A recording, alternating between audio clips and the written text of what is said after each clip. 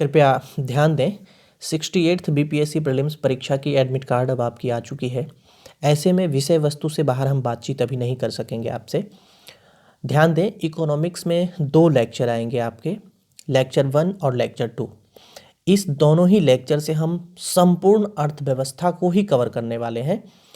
चूँकि आपने इससे पहले इकोनॉमिक्स पढ़ा होगा, क्योंकि आप परीक्षा में बैठ रहे हैं, परीक्षा बहुत कम समय में अब होने वाली है, लेकिन उसमें और इसमें बहुत डिफरेंस है। क्या डिफरेंस है? तो सबसे पहले यह जान लीजिए कि रमेश सिंह टाटा मैकग्रा हिल की जो बुक है, जो स्टूडेंट्स यूपीएससी के लिए जनरली पढ़ते हैं, उस बुक को, उसके बाद मैकबुक जो स्टेट पीसीएस के लिए जनरली आती है उसको, और घटना चक्र की जो आपकी अर्थव्यवस्था आती है उसको, इस तीनों का मिला जुला कंपाइलेशन अभी हम लेक्चर के माध्यम से देंगे। इसलिए भी आपको इस पूरे लेक्चर में बने रहना ज़रूरी है। दूसरी बात कि टोटल 16 चैप्टर को हम कवर करेंगे, जो इकोनॉमिक्स 68th बीपीएससी के लिए संभावित प्रश्न बन सकते हैं इस बार इकोनॉमिक्स वाले खंड से। तो ध्यान देंगे कि मैक्सिमम प्रश्न जितने भी इकोनॉमिक्स के इस बार आएंगे वो इसी दोनों लेक्चर से आएंगे। यदि इससे बाहर प्रश्न जाता है तो इसका मतलब है कि इस तीनों ही किताब से बाहर प्रश्न पूछा गया है, तो वो सिर्फ आपके लिए टफ नहीं होगा, बल्कि सभी स्टूडेंट्स के लिए जो इस बार अपियर होने जा रहे हैं उनके लिए भी टफ होगा। तो सारी स्थिति से मैं पहले अवगत इसीलिए करा देता हूं कि लेक्चर में बने रहना अथवा नहीं बने रहना ये आपकी जिम्मेवारी है, क्योंकि आप इस परीक्षा में कितने सीरियस हैं ये सिर्फ और सिर्फ आप जानते हैं और आपके परिवार वाले जानते हैं। मैं आपको सिर्फ और सिर्फ मोटिवेट कर सकता हूं, और उसके साथ ही आपको जितने भी ज़रूरी कंटेंट्स हैं वो मैं आपको प्रोवाइड कर सकता हूं। तो वही काम मैं इस पूरे लेक्चर के माध्यम से करने जा रहा हूं। तो मैं पूरे विश्वास के साथ मैं कह सकता हूं कि आप इस पूरे लेक्चर में यदि बने रहते हैं तो बहुत अच्छा परफॉर्म आप एग्जामिनेशन में कर पाएंगे। तो आइए हम शुरू करते हैं। चूँकि हमने बताया कि ये कंपाइलेशन इस तीनों का हम आपको देंगे, तो इसमें जितने इम्पोर्टेंट प्रश्न हैं वो भी कवर हो जाएंगे, और साथ ही इस तीनों बुक के माध्यम से जो रेफरेंस 68th और आगामी भी बीपीएससी परीक्षा के लिए आप तैयारी कर रहे होंगे, तो वो भी आपके जो है बहुत अच्छे हो जाएंगे। इसका आप चाहें तो एक शॉर्ट नोट्स तैयार कर लीजिएगा लेक्चर का, और परीक्षा के टाइम पर इसको बहुत अच्छे से रिवाइज करके जाइएगा, तो किसी प्रकार की दिक्कत मुझे नहीं लगता कि आपको फेस करने पड़ेंगे। आइए हम शुरू करते हैं। सबसे पहले हम आपको जनरल जानकारी जो होता है वो हम देते हैं। देखिए, भारत की जो अर्थव्यवस्था है वो आप सभी जानते हैं मिश्रित अर्थव्यवस्था है। मिश्रित अर्थव्यवस्था का मतलब होता है सार्वजनिक और निजी दोनों ही क्षेत्र मिलकर काम करते हैं। तो बहुत आसान सा प्रश्न यहाँ से बीपीएससी ने पूछा हुआ है कि भारत की इकोनॉमी किस प्रकार की है, तो मिश्रित अर्थव्यवस्था है। अर्थशास्त्र के जनक का नाम आप जानते होंगे, एडम स्मिथ है। समष्टि अर्थशास्त्र के जनक जॉन मेनार्ड किन्स थे। इतना आपको ध्यान रखना है। पहले बहुत ही हम बेसिक फैक्ट्स बता रहे हैं जो बीपीएससी ने कई बार पूछ भी लिए हैं इसी अपने एग्जामिनेशन में। दी वेल्थ ऑफ नेशंस के राइटर हैं एडम स्मिथ। आपको ध्यान रखना है, अर्थव्यवस्था के प्रकार को समझिए। चूँकि आपका जो बीपीएससी का पीटी का सिलेबस है उसमें अर्थशास्त्र नहीं है, उसमें अर्थव्यवस्था है। अर्थशास्त्र और अर्थव्यवस्था दोनों में अंतर होता है। अब हम इस चीज़ को अभी डिफाइन नहीं करेंगे, क्योंकि 2 ही लेक्चर के माध्यम से हमें बहुत कम समय में बहुत ज़्यादा आपको देना है। तो ध्यान दीजिएगा, आपके सिलेबस में अर्थव्यवस्था है, तो अर्थव्यवस्था के प्रकार को समझिए कि ये कितने प्रकार के होते हैं। 3 प्रकार के जनरली हम लोग अर्थव्यवस्था जानते हैं: उदारवादी अर्थव्यवस्था, समाजवादी अर्थव्यवस्था और मिश्रित अर्थव्यवस्था। तो समझ लीजिए, उदारवादी अर्थव्यवस्था क्या होता है। इसमें जो आर्थिक गतिविधि होती है उस पर निजी क्षेत्र का अधिकार और राज्य का जो है बहुत ही कम अधिकार होता है। मतलब संपूर्ण अधिकार एक तरह से कहें तो निजी क्षेत्र का ही होता है उसमें। उसको उदारवादी अर्थव्यवस्था कहते हैं। यह अर्थव्यवस्था जो एडम स्मिथ साहब थे उनके लेजिस्फेयर या फिर हस्तक्षेप के नियम पर कार्य करता है, सिद्धांत पर कार्य करता है। इस अर्थव्यवस्था को पूंजीवादी अर्थव्यवस्था भी कहते हैं। आपने सुना होगा अमेरिका की अर्थव्यवस्था पूंजीवादी अर्थव्यवस्था है, तो यही है उदारवादी अर्थव्यवस्था या पूंजीवादी अर्थव्यवस्था। ब्रिटेन और फ्रांस की अर्थव्यवस्था भी ध्यान रखिएगा, उदारवादी या पूंजीवादी अर्थव्यवस्था है।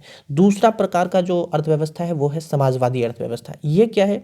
तो इसमें राज्य ही जो है सभी आर्थिक गतिविधि को नियंत्रित करती है। इसका मतलब है कि जितनी भी योजनाएं होंगी, परियोजनाएं होंगी और भी जितने कार्य होंगे वो सारे कार्य जो हैं वो केवल और केवल गवर्नमेंट ही करेंगी। जैसे रूस, जो पहले सोवियत रूस था, उसकी अर्थव्यवस्था जो है वो समाजवादी अर्थव्यवस्था थी।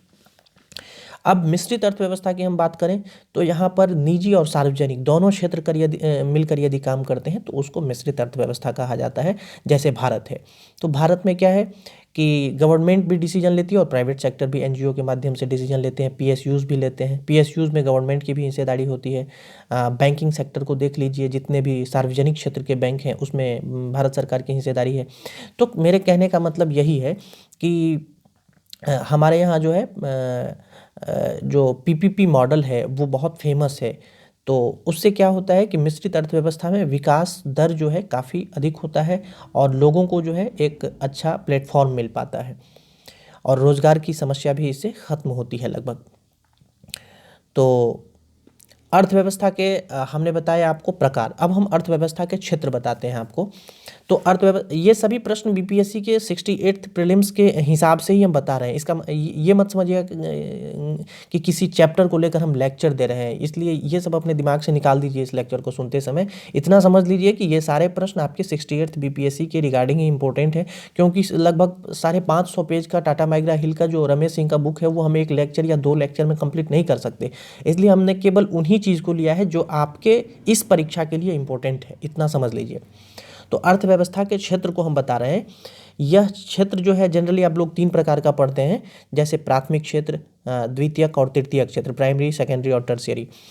तो प्राथमिक क्षेत्र में कौन कौन से चीज़ आते हैं ये आपसे बीपीएससी ने पूछे हैं और कई बार पूछे हैं, तो ध्यान रखिएगा, इसको नोट भी कर लीजिए कि इसमें कृषि, पशुपालन, मत्स्यन, वानिकी, खनन एवं उत्खनन, इतने क्षेत्र जो है प्राथमिक क्षेत्र में आते हैं। द्वितीयक यानी सेकेंडरी क्षेत्र में जो है निर्मित, विनिर्मित, विद्युत, गैस और जलापूर्ति, यानी निर्मित वस्तु, विनिर्मित वस्तु, विद्युत, गैस और जलापूर्ति। अच्छा, आप में से कई लोग जानते होंगे निर्मित और विनिर्मित में अंतर, लेकिन मुझे लगता है कि बहुत सारे स्टूडेंट्स नहीं भी जानते होंगे निर्मित और विनिर्मित में क्या अंतर होता है। तो देखिए, निर्मित का मतलब होता है जिसका निर्माण किया जाता है, जैसे भवन है आप उसका निर्माण करते हैं, और विनिर्माण जैसे कपड़ा उद्योग है वो एक विनिर्माण उद्योग है, तो ये आपको समझना है। तृतीयक या सेवा क्षेत्र भी इसको कहते हैं, टर्शियरी क्षेत्र को। इसमें बैंकिंग, बीमा, व्यापार, परिवहन, संचार, भंडारण, सामुदायिक सेवाएं, ये सभी क्षेत्र जो है तृतीयक क्षेत्र के उदाहरण हैं। 2 और क्षेत्र मैं आपको अपनी तरफ से बता रहा हूँ, चतुर्थ क्षेत्र और पंचम क्षेत्र। चतुर्थ क्षेत्र सरकार, शिक्षा, प्रौद्योगिकी, अनुसंधान, ये सभी जो कार्य हैं ये चतुर्थ क्षेत्र के उदाहरण हैं। और पंचम क्षेत्र में विज्ञान, मीडिया, विश्वविद्यालय, ये सभी जो हैं ये आते हैं पंचम क्षेत्र में। तो 3 ही क्षेत्र जनरली बीपीएससी पूछती है। अब हम अर्थव्यवस्था के लक्षण आपको बताते हैं कि इसके क्या क्या लक्षण हो सकते हैं। ध्यान दीजिएगा, प्रति व्यक्ति निम्न आय, अधिक जनसंख्या का प्राथमिक क्षेत्र में संलग्न होना, अर्थव्यवस्था पर जनसंख्या का दबाव, बेरोजगारी की समस्या, पूंजी का अभाव, असमान संपत्ति वितरण, मानव संसाधन की गुणवत्ता का निम्न होना, तकनीकी पिछड़ापन, जीवन स्तर निम्न होना, ये सभी अर्थव्यवस्था के लक्षण हैं। ध्यान रखिएगा, हमने जो गिनाए हैं ये अर्थव्यवस्था के लक्षण हैं और इसको पॉइंट आउट कीजिए, क्योंकि यहाँ से बीपीएससी प्रश्न पूछी है। अब हम आपको पीपीपी का चर्चा किए थे, ये क्या होता है? इसको हम बोलते हैं परचेजिंग पावर पैरिटी। ध्यान रखिएगा, क्रय शक्ति समता। तो ये क्या है? इसके आधार पर भारत जो है, यानी क्रय शक्ति समता के आधार पर भारत जो है विश्व की 6ठी बड़ी अर्थव्यवस्था है, परचेजिंग पावर पैरिटी के आधार पर। और एक पीपीपी मॉडल भी होता है जिसको हम पब्लिक प्राइवेट पार्टनरशिप कहते हैं, हम उसका जिक्र अभी यहाँ नहीं कर रहे हैं, क्रय शक्ति समता की बात बता रहे हैं, यानी पीपीपी। और आप सभी जानते हैं भारत हमारा कृषि प्रधान देश है। तो ये एक बेसिक जानकारी अर्थव्यवस्था से संबंधित हम आपको दे रहे थे, जो परीक्षा के पॉइंट ऑफ व्यू से इंपॉर्टेंट है। अब समझ लीजिए, बीपीएससी ने पूछा है आर्थिक समृद्धि और आर्थिक विकास क्या होता है, मतलब इसके परिभाषा और उसके नीचे 4 ऑप्शन। तो आपको समझना है कि इस दोनों में अंतर क्या है। ये चैप्टर 2 के तहत हम आपको बता रहे हैं, यानी हमने कंपाइलेशन के आधार पर जो 16 चैप्टर तैयार किए हैं उसका हमारा ये दूसरा चैप्टर है। चैप्टर 1 आपका यहीं कंप्लीट हो गया। ध्यान देंगे कि आर्थिक समृद्धि जो है वह निवल राष्ट्रीय उत्पाद में परिवर्तन की दर है। आप इसको नोट कर लीजिए, और हम आपको थोड़ा सा आगे जब हम चैप्टर 3 शुरू करेंगे तो आपको हम राष्ट्रीय आय में बताएंगे कि निवल राष्ट्रीय उत्पाद क्या होता है। तो बहुत सारी चीज़ हम उसी टाइम नहीं समझा करके आपको थोड़ा आगे समझाएंगे अगले चैप्टर में, ताकि हम उसको इंटरलिंक करके आपको बता सकें। केवल यहाँ परिभाषा नोट कीजिए कि निवल राष्ट्रीय उत्पाद में परिवर्तन की दर आर्थिक समृद्धि है और आर्थिक विकास जो है वह सकल घरेलू उत्पाद यानी जीडीपी ग्रॉस डोमेस्टिक प्रोडक्ट में परिवर्तन की जो दर है, परिवर्तन का जो रेट है जीडीपी में, उसको हम आर्थिक विकास कहते हैं। तो ये प्रश्न जो है बीपीएससी कई बार पूछी है, आपको नोट कर लेना है। आर्थिक समृद्धि में उत्पादन में मतलब आर्थिक समृद्धि, यदि ऐसे भी आप ध्यान रख सकते हैं, यदि उत्पादन में वृद्धि होती है तो वह आर्थिक समृद्धि हो गई, लेकिन यदि संरचनात्मक परिवर्तन होता है तब वह आर्थिक विकास हो गया। ठीक है, तो ये आपको ध्यान रखना है। मानव विकास सूचकांक के बारे में बीपीएससी कई बार पूछी है, इसको समझ लीजिए। एचडीआई ह्यूमन डेवलपमेंट इंडेक्स, इसका जो प्रकाशक है वो संयुक्त राष्ट्र विकास कार्यक्रम है यानी UNDP, united nation development programme. इसके प्रतिपादक का नाम भी बीपीएससी ने पूछा है, महबूब उल हक, जो पाकिस्तानी अर्थशास्त्री थे। इन्होंने 1990 में इसको प्रतिपादित किया था। इसके अंतर्गत 3 सूचकांक हैं, यह भी बीपीएससी ने पूछे हैं। कौन कौन से हैं? जीवन प्रत्याशा है, शिक्षा है, आय है। इस सभी को डॉलर में जो है मापा जाता है, तो आपको ध्यान रखना है और करंट अफेयर से इसको कोरिलेट कर लेना है। मानव विकास सूचकांक में भारत का इस बार क्या रैंक रहा है, बिहार की क्या स्थिति रही है, और ये बीपीएससी ने अपने परीक्षा में पूछे हुए हैं कि मानव विकास सूचकांक में बिहार का रैंक कितना था, स्कोर कितना था। तो आप भली भांति समझ रहे होंगे कि हम क्या बता रहे हैं आपको। उसके बाद एक दो और समझ लीजिए, जैसे पूछा भी गया है हैप्पी प्लैनेट इंडेक्स। इसमें जीवन प्रत्याशा, जीवन संतुष्टि, पारिस्थितिकी, इस तीनों पर जो है ये इसको जारी किया जाता है और इसका प्रकाशक जो है वो एनईएफ है, न्यू इकोनॉमिक फाउंडेशन। विश्व प्रसन्नता सूचकांक जो है वर्ल्ड हैप्पीनेस इंडेक्स, इसका प्रकाशक जो है सस्टेनेबल डेवलपमेंट नेटवर्क सॉल्यूशन है। इसकी अवधारणा 1972 में भूटान के द्वारा प्रस्तुत किया गया था। देश का नाम पूछा गया है बीपीएससी के द्वारा।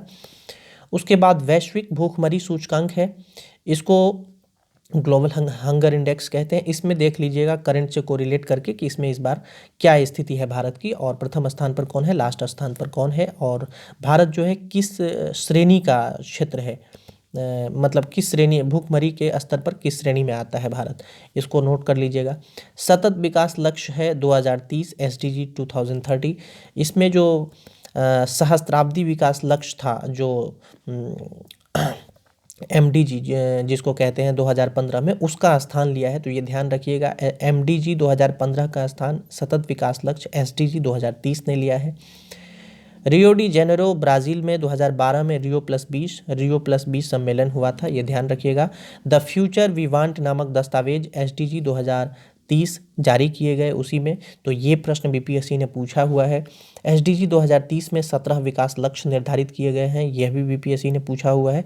2030 तक इसको प्राप्त करना है और भारत इस पर काम कर रहा है। भारत का पर्यावरण मंत्रालय इसके लिए जिम्मेदार है।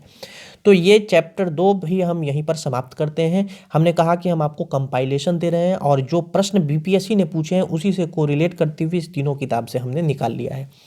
अब हम चैप्टर 3 पर आ जाते हैं। लेक्चर 1 में हम प्रयास कर रहे हैं 8 चैप्टर कंप्लीट करेंगे और लेक्चर 2 में 8 चैप्टर कंप्लीट करके पूरा का पूरा इकोनॉमिक्स आपका हम इति रेवाखंडे श्री सप्तमो अध्याय समाप्तं भवेत् कर देंगे।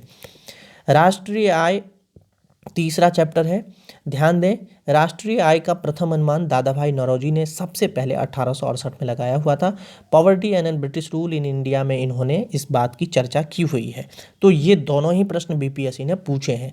वैज्ञानिक विधि से 60-62 बीपीएससी में पूछा गया है कि वैज्ञानिक विधि से राष्ट्रीय आय का प्रथम अनुमान किनके द्वारा लगाया गया था। डॉक्टर VKRV राव के द्वारा लगाया गया था। 60-62 बीपीएससी में इकोनॉमिक्स वाले सेक्शन में ये प्रश्न आए हैं, ध्यान दीजिएगा। उसके बाद राष्ट्रीय आय लेखा प्रणाली के जनक जो है VKRV राव थे हमारे यहाँ। हिंदू वृद्धि दर, यह भी बीपीएससी ने 65th में पूछा हुआ है, ध्यान रखिएगा। हिंदू वृद्धि दर राष्ट्रीय आय में वृद्धि से संबंधित है, यही पूछा गया था कि यह जीडीपी से संबंधित है, एनएनपी से संबंधित है, इस तरह से। तो यह राष्ट्रीय आय में वृद्धि से संबंधित है और राष्ट्रीय आय जो है जीडीपी से रिलेटेड है, इसीलिए बीपीएससी ने जो प्रश्न पूछे थे उसमें ऑप्शन जीडीपी था। तो ये ध्यान रखिएगा कि हिंदू वृद्धि दर या तो राष्ट्रीय आय ऑप्शन में रहे या फिर जीडीपी रहे, तो इस दोनों में से किसी एक को आप ऑप्ट कीजिएगा। यदि दोनों ऑप्शन में रहता है तो ई ऑप्शन आप लीजिएगा, ठीक है। ये हो गए। समाजवादी वृद्धि दर का मतलब क्या है, तो राष्ट्रीय आय में यदि 4% तक की वृद्धि हो तो उसको समाजवादी वृद्धि दर कहा जाता है। और यह भी ध्यान रखिएगा कि हिंदू वृद्धि दर जो है वो 3.5% की जो है आर्थिक वृद्धि को हिंदू वृद्धि दर कहा गया था, और ये जीडीपी या राष्ट्रीय आय में वृद्धि से संबंधित है। 1991 पर अब आपको हम ले चलते हैं। 1991 में आर्थिक सुधार हमारे यहाँ हुआ था, जिसको उदारीकरण कहा गया। भारत इस दोनों वृद्धि दर से, यानी हमने जो अभी ऊपर बताया आपको कि हिंदू वृद्धि दर और समाजवादी वृद्धि दर, इससे बाहर आ गया 1991 में आर्थिक सुधार होने के बाद। उस समय पूछा गया है बीपीएससी के द्वारा कि भारत के प्रधानमंत्री, जब भारत में आर्थिक सुधार या उदारीकरण की चल रहा था, तो उस समय भारत के प्रधानमंत्री कौन थे? नरसिम्हा राव थे, यह भी नोट कीजिए। राष्ट्रीय आय समिति हमारे यहाँ 1949 में बनी थी, जिसके अध्यक्ष पीसी महालनोबिस थे, और पंचवर्षीय योजना में आपने पीसी महालनोबिस का नाम पढ़ा होगा। एमडीजी 2015 का स्थान हमने बता दिया आपको, एसडीजी 2030 ने ले लिया हुआ है। तो ये हो गए। उसके बाद हम आपको कुछ और इम्पोर्टेंट बता रहे हैं, जैसे सीएसओ है, सेंट्रल स्टैटिस्टिकल ऑर्गेनाइजेशन, केंद्रीय सांख्यिकी संगठन। ध्यान रखिएगा, इसकी स्थापना 1951 में हुई थी। 2 मई 1951 को इसकी स्थापना हुई थी। इसका कार्य है राष्ट्रीय आय की गणना करना। तो सीएसओ के एक डाटा से रिलेटेड एक प्रश्न जो है 67th री एग्जामिनेशन में आपके पूछे गए थे, यदि आपने ठीक से प्रश्न को देखा होगा तो। ध्यान दीजिएगा, एनएसएसओ का पूरा नाम है नेशनल सैंपल सर्वे ऑफिस, राष्ट्रीय प्रतिदर्श सर्वेक्षण संगठन इसका पूरा नाम है। 1950 में इसकी स्थापना की गई थी, यह भी पूछा गया प्रश्न है। राष्ट्रीय सांख्यिकी आयोग है, 2000 में इसकी स्थापना हुई थी, सी रंगराजन समिति की सिफारिश के आधार पर। 1 जून 2005 को इसको स्थापित किया गया था। कार्य इसने प्रारंभ किया था 12 जुलाई 2006 से, और इसके अध्यक्ष सुरेश तेंदुलकर थे। तो इतना आपको इससे संबंधित ध्यान रखना है। उसके बाद राष्ट्रीय आय मापन की जो विधि है, हमारे यहाँ 3 विधि से राष्ट्रीय आय को मापा जाता है। पहला है उत्पादन पद्धति, दूसरा है आय पद्धति, और तीसरा है व्यय पद्धति। इस तीनों के माध्यम से ही राष्ट्रीय आय हमारे भारत में मापा जाता है। राष्ट्रीय आय की अवधारणा को अब हम आपको थोड़ा सा समझा देते हैं।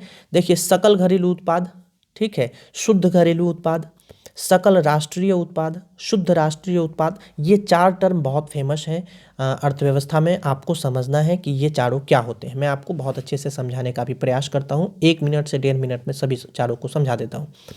देखिए, सकल घरेलू उत्पाद का मतलब होता है ग्रॉस डोमेस्टिक प्रोडक्ट, जीडीपी इसी को कहते हैं। एक वर्ष में किसी देश के नागरिक द्वारा देश की सीमा के अंदर उत्पादित सभी वस्तु एवं सेवाओं के अंतिम मौद्रिक मूल्य के योग को जीडीपी कहा जाता है। ये ध्यान रखिएगा।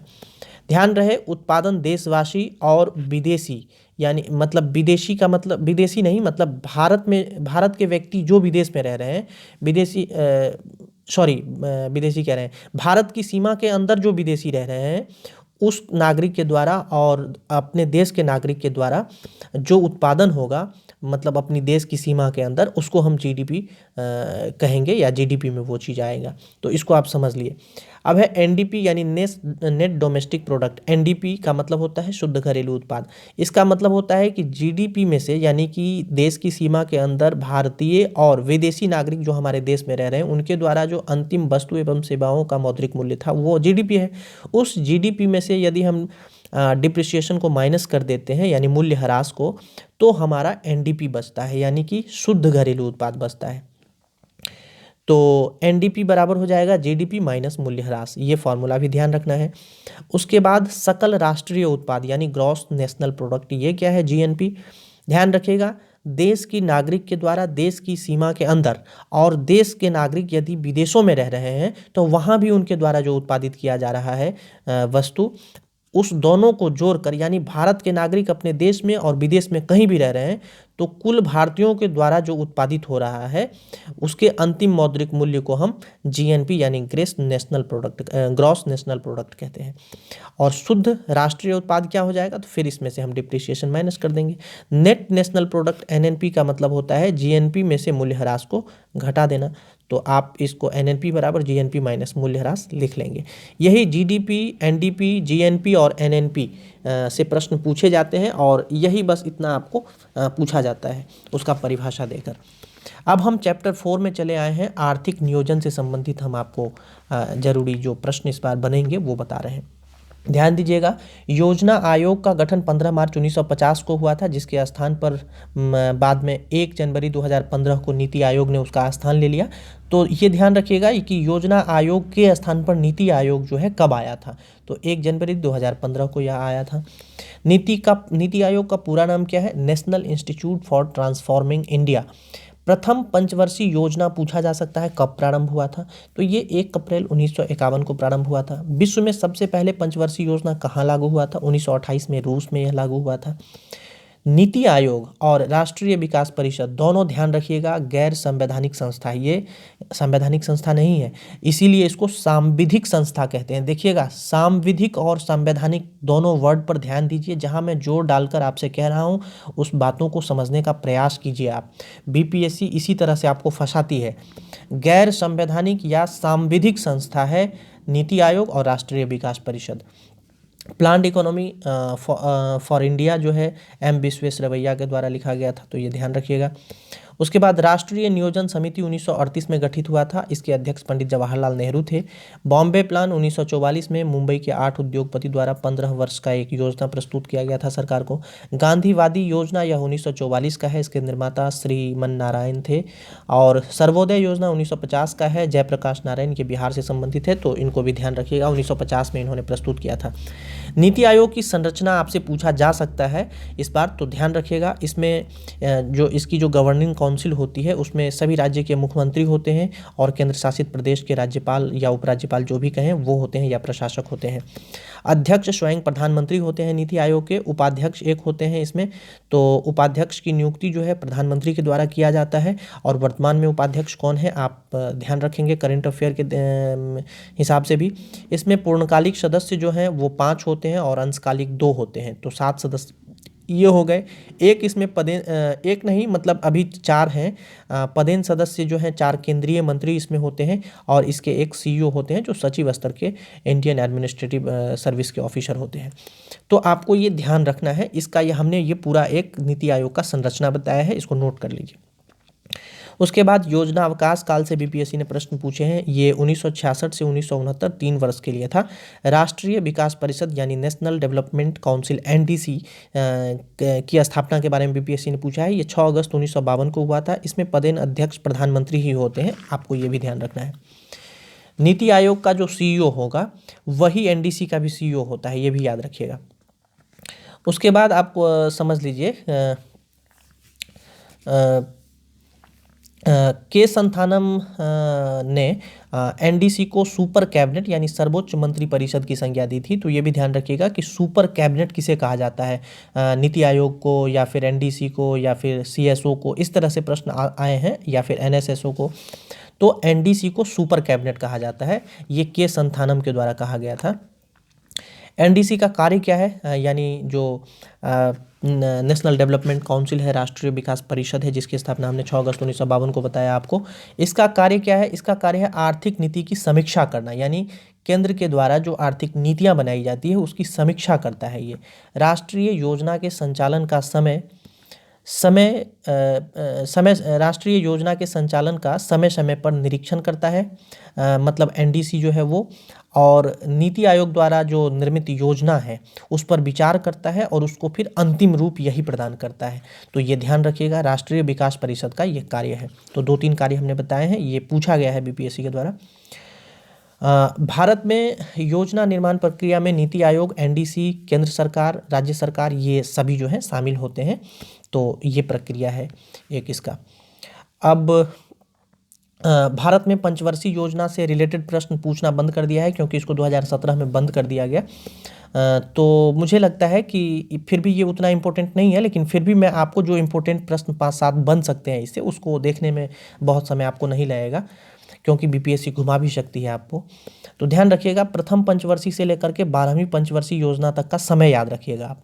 जैसे प्रथम पंचवर्षीय योजना 1951 से 56 थी, तो इसमें प्रथम पंचवर्षीय योजना किस मॉडल पर आधारित थी वो ध्यान रखना है, और इसमें जो है क्या क्या हुए थे जो इम्पोर्टेंट है आपके परीक्षा के पॉइंट ऑफ व्यू से, बस वही इम्पोर्टेंट है।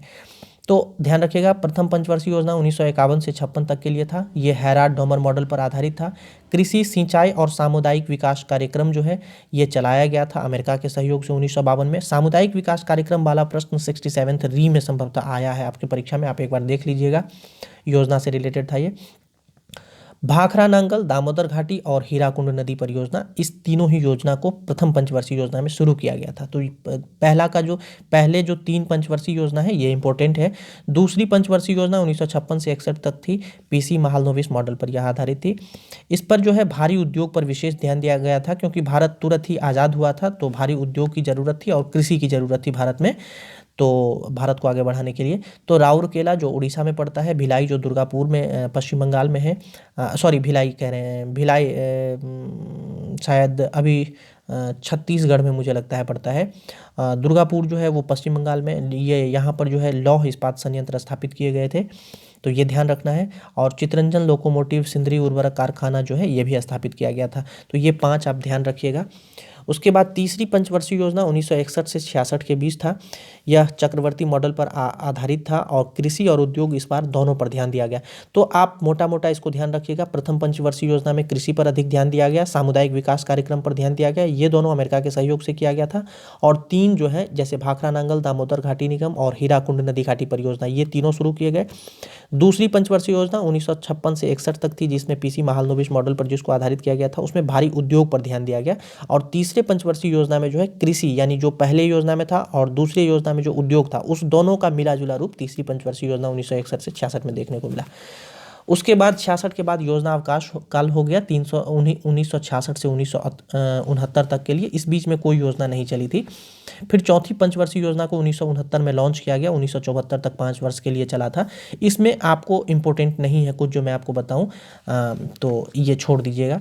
उसके बाद जो है, हाँ एक चीज़ ध्यान रखिएगा, 1969 से याद आया कि इसी समय यानी चौथी पंचवर्षीय योजना के समय ही 14 बैंकों का राष्ट्रीयकरण हुआ था, ये ध्यान रखिएगा मेरे हिसाब से। पंचवर्षीय योजना 1974 से 78 तक 4 वर्ष के लिए ही रहा, 1 वर्ष पहले उसको समाप्त कर दिया गया था, 5 साल के लिए था। तो पंचवर्षीय योजना में केवल एक पॉइंट जो है आपको ध्यान रखना है कि इसमें गरीबी उन्मूलन और आत्मनिर्भरता जो है मुख्य उद्देश्य के रूप में रखा गया था और 20 सूत्री कार्यक्रम इसमें प्रस्तुत किया गया। अनवरत योजना, उसके बाद हमने जैसा कि बताया आपको कि ये 1969 तक चलना था इसको, लेकिन 1978 में ही समाप्त कर दिया गया। तो 2 साल के लिए एक रोलिंग प्लान लाया गया, अनवरत योजना, ये इंपॉर्टेंट है, ध्यान रखिएगा। योजना अवकाश काल और अनवरत काल और प्रथम, द्वितीय और तीसरी पंचवर्षीय योजना जो इंपॉर्टेंट है वही बता रहा हूँ मैं। तो रोलिंग प्लान 2 साल के लिए था, 1978 से 80 के लिए। इस योजना का जो प्रतिपादक थे वो गुन्नार मेंडल साहब थे, और इसी समय में जो है इस योजना को लागू करने का भारत में श्रेय हालांकि डीटी लाकड़ावाला को जाता है।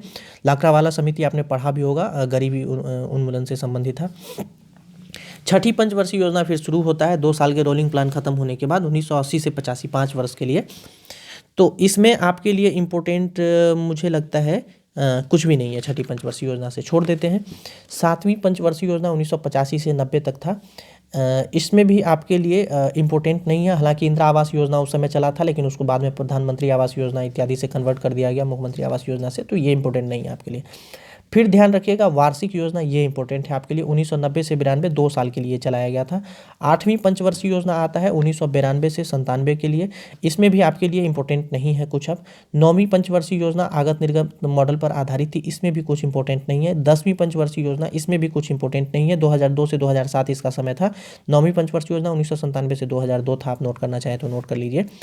11वीं पंचवर्षीय योजना जो है यह भी इंपॉर्टेंट नहीं है आपके लिए। 12वीं पंचवर्षीय योजना इंपॉर्टेंट है आपके लिए, क्योंकि इसी समय इसको समाप्त कर दिया गया था। ध्यान रखिएगा 12वीं पंचवर्षीय योजना में तीव्र सतत एवं अधिक समावेशी विकास का लक्ष्य रखा गया था। और कृषि से संबंधित बीपीएससी ने यहाँ पर प्रश्न पूछे थे कि कृषि में कितने विकास दर का लक्ष्य रखा गया था उस समय, ये प्रश्न आया है, मुझे लगता है 63वीं या 64वीं बीपीएससी में ये प्रश्न पूछा गया है। तो कृषि में जो है 4% वार्षिक वृद्धि, हाँ याद आया, क्वेश्चन नंबर 103 बीपीएससी 2018, संभवतः 64वीं बीपीएससी की परीक्षा उस समय 2018 में हुई थी और 63वीं की हुई थी। तो 64 या 63वीं बीपीएससी में क्वेश्चन नंबर 103 है, हमने नोट भी कर दिया है, ये पूछा गया है प्रश्न। तो 12वीं पंचवर्षीय योजना से आप ध्यान रखेंगे। और सिर्फ कृषि ही क्यों, आप सेवा क्षेत्र में भी ध्यान रखिएगा, इसमें 10% का लक्ष्य रखा गया था और विनिर्माण क्षेत्र में भी 10% का वार्षिक लक्ष्य रखा गया था। तो ये इतना इम्पोर्टेंट था। और उद्योग में 9.6% का और कृषि में 4% का लक्ष्य रखा गया था। इतना ही इम्पोर्टेंट था आपके लिए। उसके बाद मुझे लगता है ये हो गया। और इंडिया विजन अब इम्पोर्टेंट नहीं रह गया है। चैप्टर आपका 4 जो है कंप्लीट हो गया हमारे हिसाब से। अब हम चैप्टर 5 पर ले चल रहे हैं आपको। ये जो चैप्टर है हमने पहले ही बता दिया आपको कि इसका हमने नाम नहीं दिया है कुछ, बल्कि हम उस तीनों के कंपाइलेशन से बीपीएससी के प्रश्न को, मैच पिछले 5-6 सालों के प्रश्न को उसका बहुत गहन अवलोकन करने के बाद इस तीनों किताब से हमने ये चीज़ निकाला और उसका हमने चैप्टर नाम दे दिया आपको समझाने के लिए। तो ये ध्यान रखिएगा। अब हम आपको जो करेंसी है, बैंकिंग है, उसके बारे में थोड़ा सा बताते हैं। यहाँ से बीपीएससी प्रश्न पूछती है, ध्यान रखिएगा। जैसे आपसे पूछा जाएगा कि इन्फ्लेशन क्या होता है, मुद्रास्फीति क्या होती है, मुद्रास्फीति के कारण क्या हो सकते हैं, थोक मूल्य सूचकांक क्या है, उपभोक्ता मूल्य सूचकांक क्या है। तो ये सभी प्रश्न जो है, बैंक के कार्य क्या हो सकते हैं, आरबीआई की स्थापना कैसे हुई, कब हुई और इसके कार्य क्या हो सकते हैं, यह कैसे नियंत्रण स्थापित करता है अन्य बैंकों पर, सरकार की इसमें क्या जिम्मेदारियां हैं, वित्त मंत्रालय कैसे इसको वित्त मंत्रालय से कोरिलेट करके आप कैसे जो है बीपीएससी ने प्रश्न पूछा है और आप उसको कैसे हैंडल करेंगे। तो इस सब तरह के प्रश्न को हमने यहाँ पर रखा है।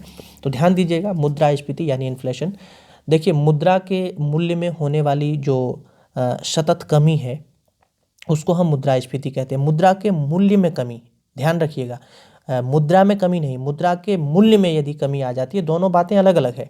यदि आप समझ पा रहे होंगे मेरी बात को, तो यदि उसके मूल्य में कमी हो जाती है, वैल्यू में कमी हो जाती है, तब जो है उसको हम मुद्रास्फीति कहते हैं। दूसरे शब्द में यदि मैं आपको समझाऊं तो मूल्य स्तर में होने वाली जो वृद्धि है, मतलब ऐसे समझिए कि जैसे अभी आपका काम मान लीजिए कि 10 रुपया में हो जाता है और वही काम जो है आपका अब 15 रुपया में हो रहा है। तो ये स्थिति जो है, यानी कि मुद्रा के मूल्य में जो है वृद्धि हो गई है, तब उसको हम मुद्रास्फीति कहते हैं। यानी कि मुद्रा ज़्यादा हो जाता है और सामान कम हो जाता है, आप इसको ऐसे भी समझ लीजिए।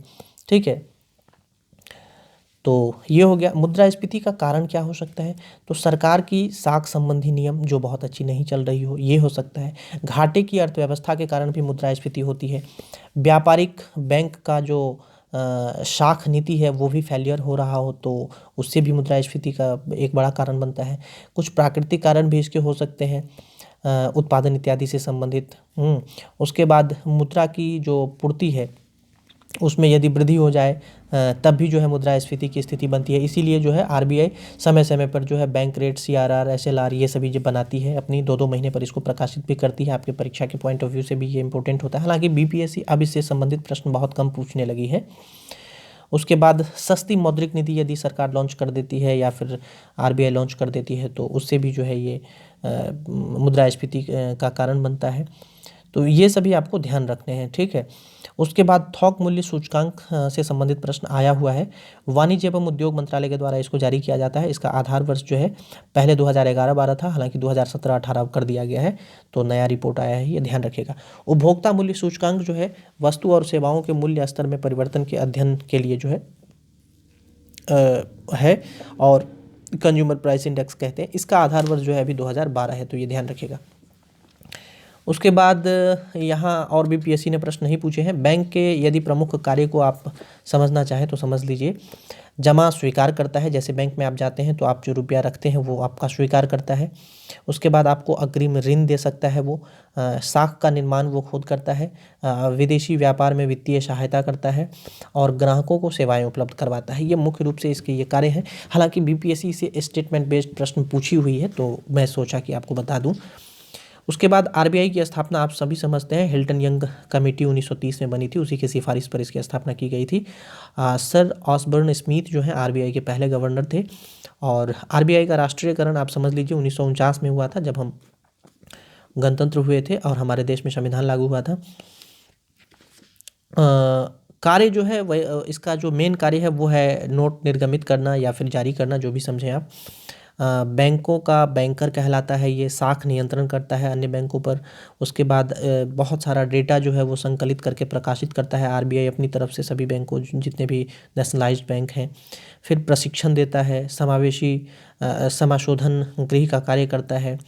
सरकार का बैंकर है यह आरबीआई। बिल बाजार का विकास करता है। उसके बाद जो है विनियमन दर को स्थिर रखता है। कृषि साख की जो व्यवस्था है वो करता है। तो इस तरह से इसके ये सभी इंपॉर्टेंट कार्य थे, आपको ध्यान रखना है। कुछ और हैं जैसे इंडिया सिक्योरिटी प्रेस है, ये नासिक में है, ये इसी से रिलेटेड है, ध्यान रखिएगा। सिक्योरिटी प्रिंटिंग प्रेस हैदराबाद में है। बैंक नोट प्रेस देवास में है। सिक्योरिटी पेपर मिल जो है होशंगाबाद में है, यहाँ रुपये, करेंसी नोट इत्यादि की छपाई होती है, तो ये आप ध्यान रखिएगा। आरबीआई एक्ट जो है 1934 का है, यह अनुसूची 2 का भाग है, इसको ध्यान रखिएगा। बैंक को जो है 2 भाग में बांटा जाता है। यदि बैंकिंग सेक्टर की आपने पहले कभी तैयारी की हो या आपके घर से कोई हो तो आप जानते होंगे, उन्होंने कभी बताया होगा आपसे। बैंक जो है उसको जनरली हम 2 भाग में बांट कर समझते हैं। अनुसूचित बैंक होता है और एक जो दूसरा होता है वो गैर अनुसूचित बैंक होता है। तो ये अनुसूचित बैंक क्या होता है, ध्यान रखिएगा। यह आरबीआई अधिनियम 1934 की जो दूसरी अनुसूची है, यानी आरबीआई एक्ट 1934 की उस अनुसूची में जो है सम्मिलित किया गया है इस बैंक को। और गैर अनुसूचित बैंक है, यह भी हालांकि दूसरी अनुसूची में है, लेकिन आरबीआई से जो है मतलब ये जो है दूसरी अनुसूची का बैंक है, लेकिन आरबीआई से ये जो है ऋण नहीं ले सकता है, ये ध्यान रखिएगा। उसके बाद एक और है सहकारी बैंक, जिसको कोऑपरेटिव बैंक के नाम से आप जानते होंगे। हालांकि ये वाणिज्यिक बैंक है, मतलब उसी की तरह कार्य करता है, किंतु उससे थोड़ा अलग होता है ये। मतलब जो शेड्यूल बैंक होते हैं और नॉन शेड्यूल्स बैंक होते हैं उससे थोड़ा सा ये अलग होता है। वाणिज्यिक बैंक का जो यानी जो अनुसूचित बैंक हैं, वाणिज्यिक बैंक का गठन जो है संसद द्वारा पारित अधिनियम से किया गया है, ये ध्यान रखिएगा। जबकि जो सहकारी बैंक है उसकी स्थापना राज्य द्वारा बनाए गए सहकारी समिति के अधिनियम के द्वारा किया गया है। तो इस दोनों में ये थोड़ा एक बेसिक डिफरेंस है, इसको ध्यान रखिएगा। और गठन जो है कोऑपरेटिव बैंक का वो 3 स्तर पर होता है।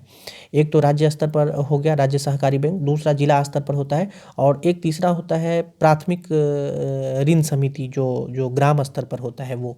तो यहाँ से बीपीएससी ने प्रश्न पूछे थे, इसलिए मुझे लगा कि इसको ये बताना ज़रूरी है आपको। और जो एक अलग प्रकार का बैंक आजकल आप बहुत देख रहे हैं, और बहुत, चूँकि हमने बताया आपको कि भारत जो है वो मिश्रित अर्थव्यवस्था का देश है, तो हमारे यहाँ ये तो हो गए कि पब्लिक और प्राइवेट का भी जो है यहाँ पर, तो निजी बैंक भी हैं, जैसे एचडीएफसी बैंक है, एक्सिस बैंक है, आईसीआईसीआई बैंक है, बहुत सारे हैं। तो ये आपको कोटक महिंद्रा है, यस बैंक है, बहुत सारे हैं, हम कितना का नाम गिनाएं आपको।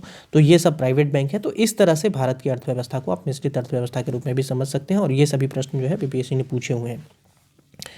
उसके बाद बैंकिंग लोकपाल योजना, और 2 अभी आरबीआई ने हाल ही में योजना लॉन्च की हुई थी। एक रिटेल डायरेक्ट योजना था, और एक कौन सा था जिसको पीएम मोदी ने लॉन्च किया था हाल ही में, उसको करंट अफेयर के दृष्टिकोण से देख लीजिएगा आप, ये इंपॉर्टेंट है। और बैंकिंग लोकपाल योजना जो है 1995 का है, ये भी देख लीजिएगा। बैंकिंग लोकपाल से भी संबंधित है एक योजना, ठीक है। उसके बाद मुझे लगता है और इम्पोर्टेंट इधर बीच में नहीं है आपके लिए, एक बासेल मानक, ध्यान रखिएगा। बासेल एक जगह है स्विट्जरलैंड में, 1980 में स्विट्जरलैंड में बासेल शहर है। वहाँ पर बैंकिंग संस्थाओं की एक वैश्विक बैंकिंग संस्थाओं को मतलब कि विश्व के मानस पटल पर लाने के लिए जो है कुछ नियम बनाया गया था। इसी को बासेल मानक कहा जाता है बैंकिंग में। और न्यूनतम पूंजी अपेक्षा या फिर जो ज़रूरत है बैंकों की, और जो ऋण जोखिम है उसको मतलब बासेल मानक के आधार पर जो है उसको मतलब एक नियत किया गया था, ठीक है, एक नियम बनाकर। तो ये ध्यान रखना है। फिर दूसरा बासेल मानक भी आया, दूसरा सम्मेलन भी हुआ 2004 में, फिर तीसरा भी हुआ था एक बार 2010 में। हालांकि बहुत इसके डिटेल में हम नहीं जाना चाहेंगे, तो ये आपको ध्यान रखना है।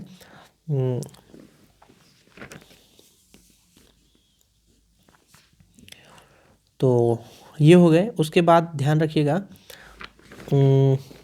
थोड़ा सा जो बैंकिंग का टर्म है, जैसे बैंक दर क्या है, रेपो दर क्या है, नगद आरक्षित अनुपात क्या है, सीआरआर कैश रिजर्व रेशियो क्या है, वैधानिक तरलता अनुपात क्या है, सिचुएटरी लिक्विडिटी रेशियो, उसके बाद प्राइमरी लैंडिंग रेट क्या है। तो ये जो है बीपीएससी ने इसके परिभाषा डायरेक्ट पूछे हुए हैं, तो मुझे लगता है कि थोड़ा इंपॉर्टेंट है, हम बता देते हैं। ध्यान रखिएगा, बैंक दर वह दर होता है जिस दर पर आरबीआई वाणिज्यिक बैंक को पैसा उधार देता है, उसको हम बैंक दर कहते हैं। रेपो दर वह होता है अल्पकालिक आवश्यकता की पूर्ति के लिए जिस ब्याज दर पर वाणिज्यिक बैंक जो है रिजर्व बैंक यानी आरबीआई से ऋण प्राप्त करता है, उसको रेपो दर कहते हैं। उसके बाद रिवर्स रेपो दर ठीक इसी का उल्टा हो जाता है। अल्पकालिक अवधि के लिए आरबीआई द्वारा जो वाणिज्यिक बैंक से फिर जिस ब्याज दर पर नकदी प्राप्त किया जाता है, उसको रिवर्स रेपो दर कहते हैं, यानी आरबीआई पुनः जो है वापस उसे ले लेती है। नगद आरक्षण अनुपात यानी कैश रिजर्व रेशियो, जिसको सीआरआर कहते हैं, किसी वाणिज्यिक बैंक में कुल जमा राशि का वह प्रतिशत भाग जिसे आरबीआई के पास अनिवार्य रूप से उस बैंक के द्वारा रखा जाना होता है, उसको सीआरआर कहते हैं। तो सीआरआर जितनी ऊंची होती है, बीपीएससी ने पूछा हुआ है, ध्यान रखिएगा, बैंकों की साख सृजन क्षमता उतनी कम होती है। क्यों? क्योंकि आरबीआई के पास उसे उतना रुपया जितना मान लीजिए कि आपके पास 100 रुपया है और आपको हमने कहा कि आप हमारे पास 90 रुपया रख लीजिए, तो 10 रुपया से आप व्यापार अधिक कर सकते हैं। या फिर हम आपको कहें कि आप 10 रुपया मेरे पास रखिए और 90 रुपया अपने पास रखिए और उससे अपने ग्राहकों को, अपने व्यापार को बढ़ाइए, उससे कर सकते हैं। तो कैश रिजर्व रेशियो यानी हमारे पास यदि रिजर्व अधिक होगा तो आपकी साख सृजन क्षमता क्या होगी? कम हो जाएगी। और यदि हमारे पास, मैं आरबीआई हूँ, मेरे पास यदि आपका सीआरआर कम होगा तो आपकी साख सृजन क्षमता क्या होगी? अधिक होगी। तो बैंकिंग टर्म में ध्यान रखिएगा, यदि आपको कुछ भी नहीं पता है और इस तरह के प्रश्न यदि पूछ लिए जाते हैं तो सीधा उसका रेसिप्रोकल हो जाता है। तो ये ध्यान रखिएगा, मतलब ये एक अनुमान मात्र है।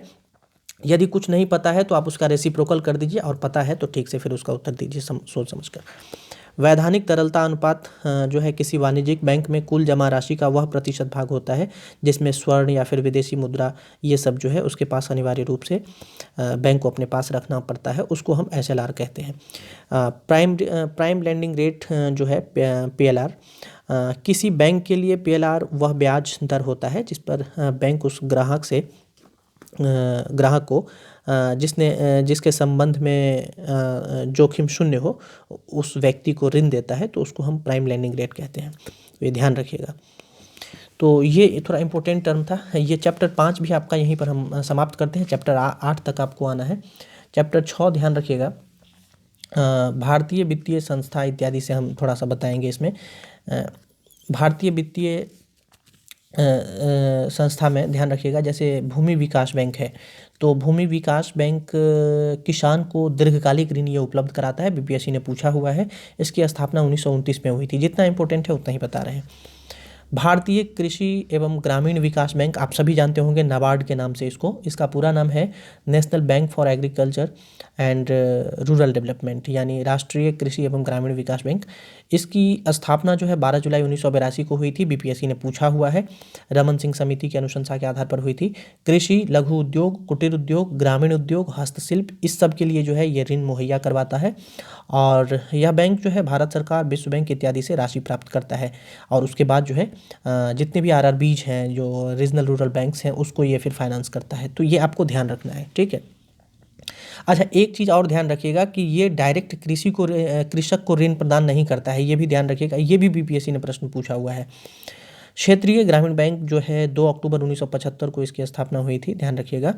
तो अभी फिलहाल यदि देखें तो सिक्किम और गोवा को छोड़कर देश के लगभग सभी राज्यों में इसकी स्थापना हो चुकी है। 1997 में प्राथमिक क्षेत्र को मतलब उसी समय से 1997 से जो है यह प्राथमिक क्षेत्र को ऋण मुहैया कराने का काम करता है। लीड बैंक बहुत इंपॉर्टेंट है, बीपीएससी ने यहाँ से भी प्रश्न पूछे हैं। इसको अग्रणी बैंक या लीड बैंक कहते हैं। 1969 में इसकी स्थापना हुई थी। लीड बैंक जो है जिला स्तरीय होता है। इसमें अपने अपने निर्धारित जिले के लिए या जिला ऋण योजना बनाता है, तो ये ध्यान रखना है। भारतीय औद्योगिक विकास बैंक, इसकी स्थापना 1964 में हुई थी। आईडीबीआई बैंक की स्थापना, और उसके आप सभी शॉर्ट फॉर्म से बहुत बैंकों से अवगत होंगे, और मुझे लगता है नाम यदि बीपीएससी पूछ दे पूरा तो समझ ही नहीं पाएंगे।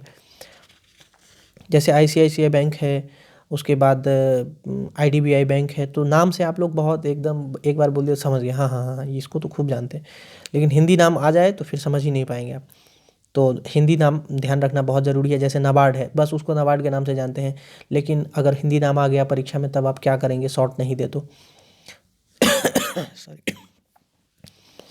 उसके बाद सिडबी है, ध्यान रखिएगा, भारतीय लघु उद्योग विकास बैंक है, इसको भी ध्यान रखिएगा। इसका मुख्यालय लखनऊ में है और ये जो है भारतीय मुद्रा और विदेशी मुद्रा में लघु उद्योग के लिए ऋण उपलब्ध करवाता है। उसके बाद ध्यान रखिएगा आईसीआईसीआई, इसकी स्थापना 1955 में हुई थी।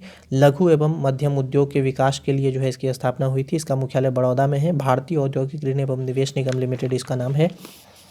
उसके बाद ध्यान रखिएगा इम्पोर्ट एक्सपोर्ट और ट्रेड, यानी आयात निर्यात और व्यापार, ये करंट कॉन्टेक्स्ट में बीपीएससी यहाँ से प्रश्न पूछती है, तो इसको हम एक अर्थव्यवस्था के दृष्टिकोण से केवल करंट में ही पढ़ेंगे। और इस चीज़ को जो है भारत सरकार की जो आर्थिक समीक्षा आती है वर्ष के अंत में, उसमें जो है बहुत अच्छे से डिफाइन करके बताया गया होता है कि कितना आयात, कितना निर्यात, कितना का व्यापार हुआ, किस देश के साथ अधिक व्यापार हो रहा है, किस देश से कम व्यापार हो रहा है। और ये सभी प्रश्न जो है बीपीएससी के पॉइंट ऑफ व्यू से इंपॉर्टेंट है। तो इसको हमने कवर कर दिया हुआ है, ऐसा नहीं है कि कवर नहीं किया है।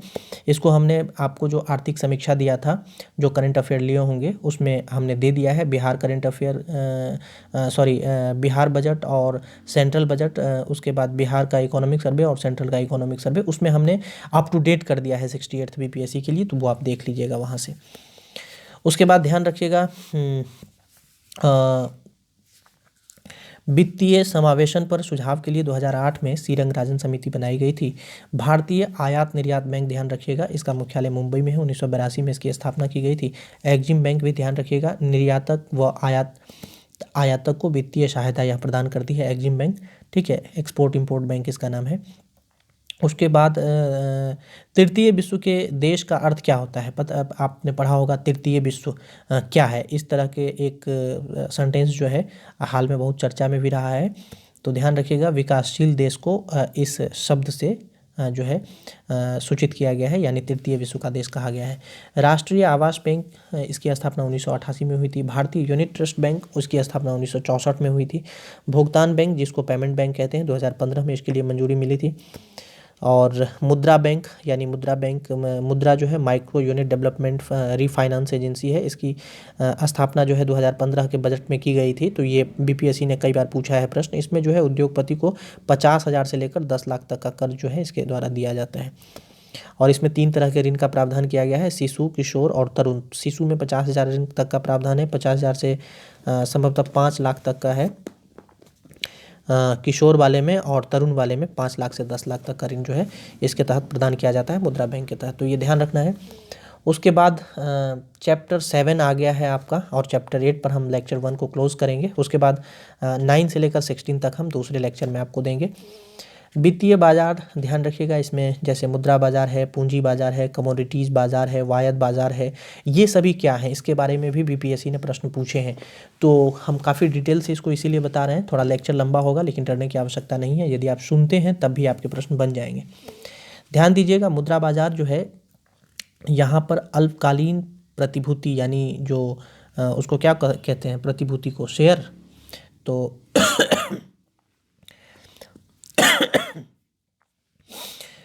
अल्पकालीन प्रतिभूति का जो है क्रय विक्रय होता है उसको मुद्रा बाजार में।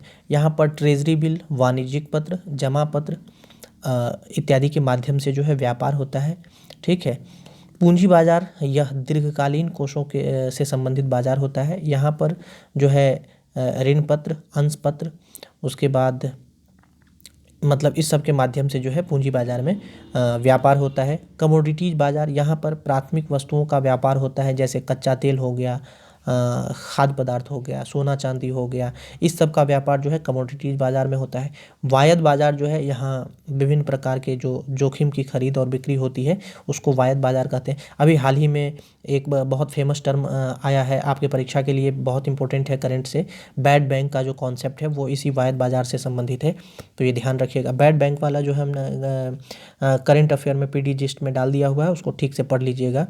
नार्सल और एक और कौन सा है, तो उसके बाद विदेशी मुद्रा विनिमय बाजार है, ध्यान रखिएगा। मुद्राओं के व्यापार के लिए जो है एक वैश्विक विकेंद्रीकृत बाजार है, उसको विदेशी मुद्रा विनिमय बाजार कहा जाता है।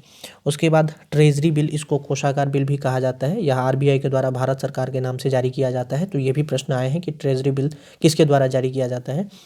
उसके बाद ध्यान दीजिएगा, वाणिज्यिक पत्र जो होता है यह एक प्रकार का जो है प्रमाण पत्र होता है जो बाजार में सूचीबद्ध कंपनी द्वारा जो है 25 लाख के गुणकों में जारी किए जाते हैं। तो ये इसको वाणिज्यिक पत्र कहते हैं। मुद्रा बाजार का नियमन नियंत्रण जो है आरबीआई के द्वारा किया जाता है। पूंजी बाजार का नियमन जो है सेबी के द्वारा किया जाता है, ध्यान रखिएगा। यानी दोनों की जो रेगुलेटरी अथॉरिटी है वो अलग अलग है। उसके बाद ध्यान रखना है प्राथमिक बाजार। इस बाजार में जो है नई प्रतिभूति की पहली बार जो है विक्रय होता है, तो उसको प्राथमिक बाजार कहा जाता है। आईपीओ का फुल फॉर्म बीपीएससी ने पूछा, इसको इनिशियल पब्लिक ऑफरिंग कहते हैं, ये ध्यान रखना है, या ऑफर, इनिशियल पब्लिक ऑफर जो भी कहें, तो ये ध्यान रखना है। बुल एंड बियर शब्द बीपीएससी ने पूछे हैं। तेजरिया और मंदरिया इसको हिंदी में कहा जाता है। बुल का मतलब तेजरिया होता है। तेजरिया क्या होता है? जब निवेशक किसी प्रतिभूति के मूल्य बढ़ने की आशा रखता है तो उसको तेजरिया कहा जाता है। और मंदरिया, मंद मतलब जब निवेशक मूल्य के कम होने की आशा करता है तब उसको मंदरिया कहा जाता है, तो ये ध्यान रखिएगा। गिल्ट एज्ड बाजार भी ध्यान रखिएगा। इस बाजार में आरबीआई जो है सरकारी एवं अर्ध सरकारी प्रतिभूति का क्रय विक्रय करती है, तो उसको गिल्ट एज्ड बाजार कहा जाता है। भारत के प्रमुख शेयर बाजार का नाम ध्यान रखिएगा, जैसे बॉम्बे स्टॉक एक्सचेंज है, 1875 में इसकी स्थापना की गई थी, ये भारत का सबसे पहला शेयर बाजार है, ध्यान रखिएगा। उसके बाद आपका एनएसई है, नेशनल स्टॉक एक्सचेंज, 1992 में इसकी स्थापना की गई थी। मिबोर और मिबिड का ध्यान रखिएगा। एनएसई ने 1997 में जो है इन दोनों दरों को प्रारंभ किया था। मिबोर एक प्रकार का रेट है और मिबिड, तो मिबोर जो है मुंबई इंटरबैंक ऑफर है और मिबिड जो है ये मुंबई इंटरबैंक बिड रेट है। और लिबोर का नाम जो है बीपीएससी ने पूछा हुआ है कि इसका फुल फॉर्म क्या होता है। लिबोर ये लंदन सॉरी इंटरबैंक ऑफर है मिबोर, तो ये ध्यान रखिएगा। और बीएसई ग्रीनेक्स जो है यह देश का पहला पर्यावरण अनुकूल शेयर सूचकांक है, ये भी ध्यान रखना है आपको। Over the counter exchange of India OTCEI Bharat का प्रथम ऑनलाइन एक्सचेंज है, ये ध्यान रखना है। उसके बाद क्रेडिट रेटिंग के बारे में ध्यान रखिएगा। यह उधार लेने वाले की उधार लौटाने की क्षमता का निर्धारण करता है। उधार लेने वाले की पैसा वापस करने की क्षमता का निर्धारण करता है। ये 1999 में अमेरिका में जो है क्रेडिट रेटिंग अवधारणा की शुरुआत सबसे पहले हुई थी। और क्रेडिट रेटिंग में ध्यान रखिएगा क्रिसिल है, केयर है, उसके बाद ICR है, ये इसके एग्जाम्पल्स हैं। मूडीज है, फिंच है।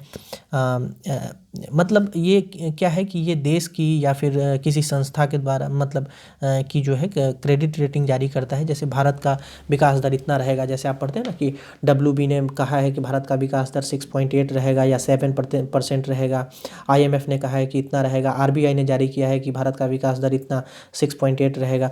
तो इस तरह से ये भी जो है ये उधार लेने वाले जो है उसका एक क्षमता निर्धारण करता है और बताता है कि।